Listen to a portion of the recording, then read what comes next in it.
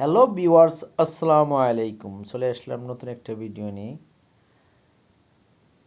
তো সবাই কেমন আছেন? আশা করি সবাই ভালো আছেন। আলহামদুলিল্লাহ আমিও ভালো আছি।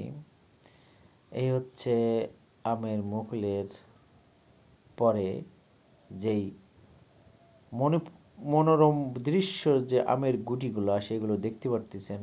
এই হচ্ছে আমের গুটি। ইনশাআল্লাহ এবার আমের ফলন অনেক ভালো হবে। আমি এর আগে কয়েকটা ভিডিও করছি আমের মুকুল আসার পরের থেকে। আমের মুকুল গুটি হওয়ার পরে এই যে আমের ছোট ছোট যে গুটি দেখতে পাচ্ছেন, এগুলো আম।